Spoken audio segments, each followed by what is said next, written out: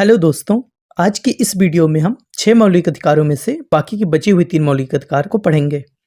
इसकी previous lecture में हमने बाकी के 3 मौलिक अधिकार कवर किए थे और साथ ही आर्टिकल 32 के तहत सुप्रीम कोर्ट द्वारा जो 5 टाइप्स के रिट जारी किए जाते हैं उसे भी इसी वीडियो में कवर करेंगे।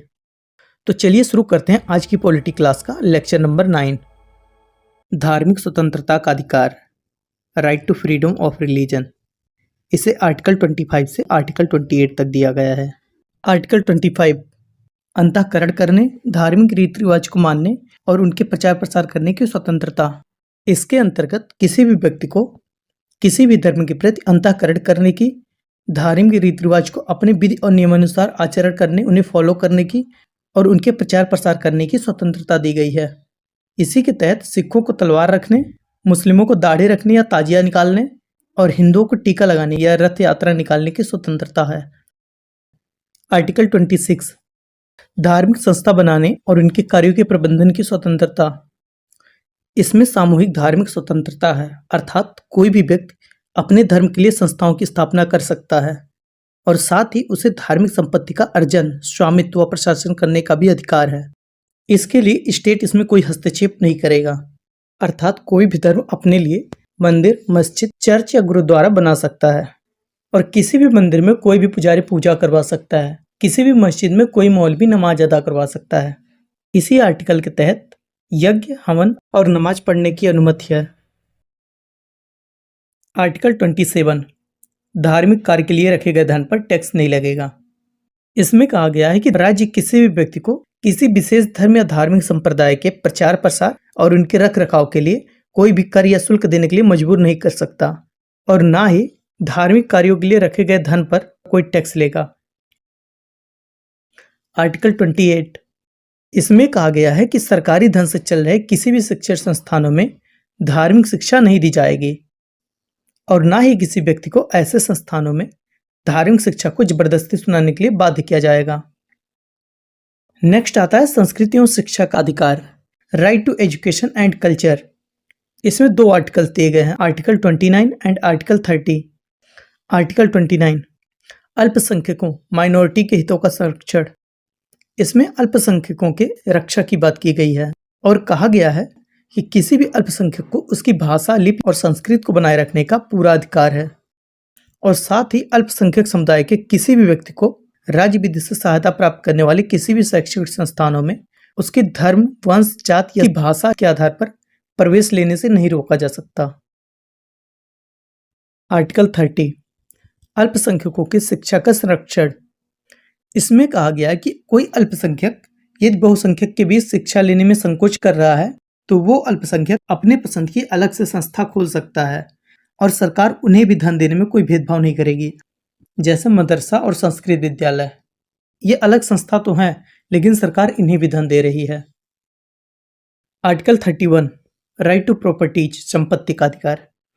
इसमें पैतृक संपत्ति की चर्चा की गई है, but article 19 clause 1 sub clause F में जिस संपत्ति की चर्चा की गई थी वो अर्जित संपत्ति की चर्चा की गई थी। दोनों ही संपत्ति को अब मूल अधिकार से हटाकर 44th अमेंडमेंट एक्ट 1978 द्वारा आर्टिकल 300A के तहत कानूनी अधिकार, लीगल राइट्स बना दिया गया है। और आप सभी को पता होगा कि कानूनी अधिकार जितने भी होते हैं उन्हें गवर्नमेंट हमसे छीन सकती है। इसके लिए गवर्नमेंट ने भूमि अधिग्रहण विधेयक लाकर इसे मूल अधिकार से कानूनी अधिकार बना दिया। नेक्स्ट आता है संवैधानिक उपचारों का अधिकार। डॉक्टर भीमराव अंबेडकर जी ने इस अधिकार को संविधान का हृदय, आत्मा कहा है। इसके अंतर्गत आर्टिकल 32 आता है। आर्टिकल 32 मूल अधिकारों के हनन के तहत सुप्रीम कोर्ट जाने का अधिकार। इसमें कहा गया है कि अगर किसी के मूल अधिकारों का हनन हो रहा है तो आर्टिकल 32 का यूज करके सीधा सुप्रीम कोर्ट जा सकता है।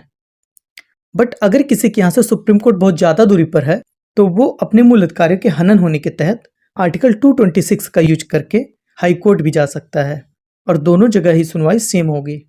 इस मूल अधिकार को अर्थात आर्टिकल 32 को मूल अधिकार को मूल अधिकार बनाने वाला मूल अधिकार कहते हैं, क्योंकि इसके तहत व्यक्ति हनन के मामले पर सीधा सुप्रीम कोर्ट जा सकता है। इस आर्टिकल के तहत सुप्रीम कोर्ट व्यक्ति के मूल अधिकार को सुरक्षित रखने के लिए 5 प्रकार के रिट जारी करती है, जिसमें से फर्स्ट है बंदी प्रत्यक्षीकरण, हैबियस कर्पस, दूसरा है परमादेश मैंडमस। थर्ड नंबर है अधिकार परीक्षा कोवारंटो। फोर्थ नंबर है प्रतिषेध प्रोहिबिशन। और फिफ्थ नंबर है उत्प्रेषण सेर्सोरेरी। तो सबसे पहले हम देखते हैं बंदी प्रत्यक्षीकरण हैबियस कॉर्पस। यह व्यक्तिगत स्वतंत्रता का सबसे बड़ा रिट है। यह बंदी बनाने वाले अधिकारी को यह आदेश देता है कि उसे 24 घंटे के अंदर न्यायालय में सशरीर प्रस्तुत करे, अन्यथा हिरासत में लेने वाले पुलिस या अधिकारी पर कार्रवाई की जाएगी। अर्थात अगर किसी व्यक्ति को कोई पुलिस अरेस्ट कर लेती है और उसे जेल में बंद करके रखती है, तो उस हिरासत हुए व्यक्ति का अधिकार है कि पुलिस को उस हिरासत किए हुए व्यक्ति को 24 घंटे के अंदर जज के सामने पेश करे। अगर उस पुलिस वाले ने फिर भी 2-3 दिन से पकड़ के रखा है और किसी कारणवश जज के सामने पेश नहीं किया, तो उस हिरासत किए हुए व्यक्ति का वकील सुप्रीम कोर्ट में जाएगा, जिस पर सुप्रीम कोर्ट हैबियस कॉर्पस के तहत रिट जारी कर देगा, जिससे उस पुलिस वाले या अधिकारी के ऊपर तुरंत कार्रवाई की जाएगी। सेकंड है परमादेश मैंडमस। इसमें कहा गया है कि जब कोई सरकारी कर्मचारी अपनी ड्यूटी सही से नहीं कर रहा हो, तो सुप्रीम कोर्ट द्वारा उस कर्मचारी के खिलाफ यह रिट जारी किया जाता है और इस कंडीशन में उस कर्मचारी को अपने कर्तव्य का सही से पालन न करने के खिलाफ कार्रवाई की जाती है। थर्ड है अधिकार परीक्षा कोवारंटो। जब कोई व्यक्ति ऐसे कार्य करने लग जाए जिसके लिए वह अधिकृत नहीं है, तो उसे रोकने के लिए अधिकारी परीक्षा लाया जाता है। फोर्थ नंबर है प्रतिषेध प्रोहिबिशन। यह ऊपरी न्यायालय अपने से निचली न्यायालय पर तब लाती है जब निचली न्यायालय अपने अधिकारों का उल्लंघन करके फैसला सुना रही होती है। और फिफ्थ नंबर है उत्प्रेषण सेर्सोरेरी। यह ऊपरी न्यायालय अपने से निचली न्यायालय पर तब लाती है जब निचली न्यायालय अपने अधिकारों का उल्लंघन करके फैसला सुना चुकी होती है। आर्टिकल 33 मूल अधिकारों का सीमित होना रेस्ट्रिक्शन ऑफ फंडामेंटल राइट्स। इसमें कहा गया है कि राष्ट्रीय सुरक्षा के मुद्दे पर संसद सेना, मीडिया, गुप्तचर तथा राजदूत के कुछ मूल अधिकारों को सीमित कर सकती है। आर्टिकल 34 सैन्य कानून लागू होने पर मूल अधिकारों का सीमित हो जाना। इसमें कहा गया है कि भारत के किसी कोने में किसी कारणवश अशांति होने पर मार्शल लॉ सैन्य कानून लागू किया जा सकता है। इसके लागू होने पर मूल अधिकारों को सीमित कर दिया जाएगा और अगर किसी जगह पर मार्शल लॉ या कर्फ्यू लग जाने के कारण या किसी और कारणवश वहां पर रहने वाले लोगों को कुछ समय तक मूल अधिकार फंडामेंटल राइट्स नहीं मिल पा रहा है, तो संसद कानून बना के वहां के लोगों की क्षतिपूर्ति कंपनसेट कर सकती है। सबसे हार्ड मार्शल लॉ सैन्य कानून अफस्पा है। आर्टिकल 35 मूल अधिकारों को प्रभावी करने के लिए विधान।